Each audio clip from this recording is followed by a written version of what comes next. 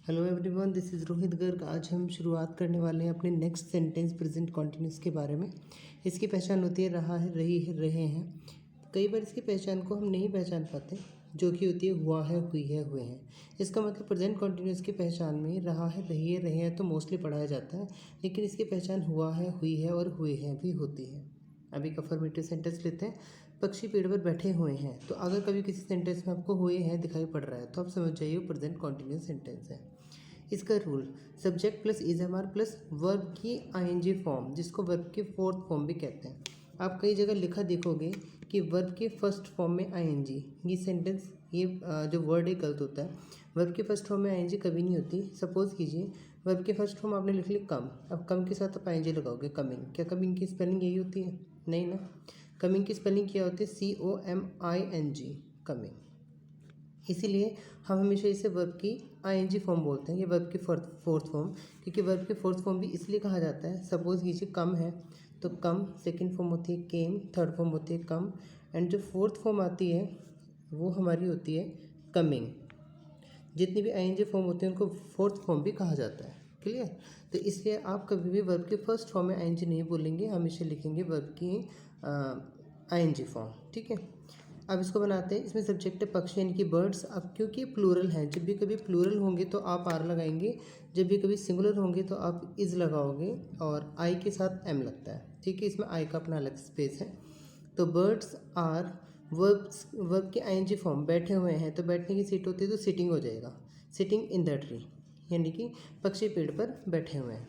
दूसरा सेंटेंस हमारा आता है नेगेटिव, कि वह अपनी गलती नहीं मान रहा है। रहा है इसमें वर्ड आ रहा है और नहीं भी लगा दिया।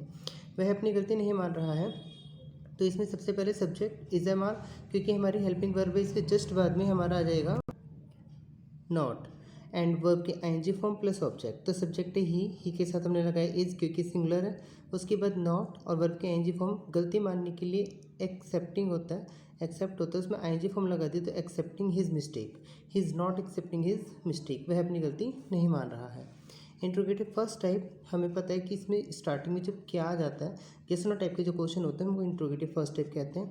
जैसे क्या तुम इंटरव्यू की तैयारी कर रहे हो, रहा है, रही है, रहे हैं। ठीक है, और हमेशा जब भी कभी शुरू में क्या आता है तो जो भी हमारा सेंटेंस होता है उसकी हेल्पिंग वर्ब को हम आगे लगा देते हैं। इट मीन्स इजएमआर को हम आगे लगा देंगे, फिर सब्जेक्ट, अगर नॉट है सेंटेंस में तो नॉट यहाँ पर लगेंगे सब्जेक्ट के जस्ट बाद, फिर वर्ब के ING form and then object. तो इसमें मैंने जो सब्जेक्ट है वो यू है, तो यू के साथ हम आर का यूज़ करेंगे। आर यू प्रिपेयरिंग, तैयारी करने के लिए, प्रिपेयरिंग फॉर एन इंटरव्यू, क्या आप इंटरव्यू के लिए तैयारी कर रहे हो। इसके बाद हमारा इंट्रोगेटिव सेकंड आता है, that is the last one also. ये परीक्षार्थी अपनी परीक्षा रद्द क्यों कर रहे हैं, क्योंकि इसमें क्यों आ रहा है इसलिए हमारा इंट्रोगेटिव सेकंड है। इसका रूल भी बहुत इजी बताया हुआ है मैंने, अगर आप शुरू की सारी वीडियोस देखेंगे तो अभी तक आपको रूल्स बनाने भी आ चुके होंगे। सबसे पहले क्वेश्चन वर्ड लगाते हैं, उसके बाद अपना सारा इंट्रोगेटिव फर्स्ट वाला हमारा आ जाता है, is am are plus subject plus not plus verb के आईएनजी प्लस ऑब्जेक्ट, ये सब।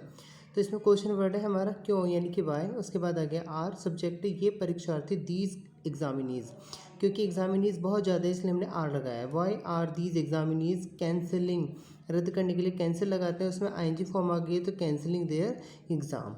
Y are these examinees cancelling their exams, ये परीक्षार्थी अपनी परीक्षा। तो इसकी कुछ इंपॉर्टेंट बातें जो हमने पढ़ी, सबसे पहले प्रेजेंट कॉन्टीन्यूस सेंटेंस, जिसमें हमेशा जब भी कभी आप कंटिन्यूस पढ़ेंगे, कंटिन्यूस के पढ़ते आप एक बात क्लियर कर लेना कि जहाँ भी कंटिन्यूस आया उसकी पहचान रहा, रही, रहे, हुआ, हुई, हुए ज़रूर होनी है। कोई भी कॉन्टीन्यूस सेंटेंस अगर आपका आता है तो उसमें आईएनजी फॉर्म जरूर लगनी है।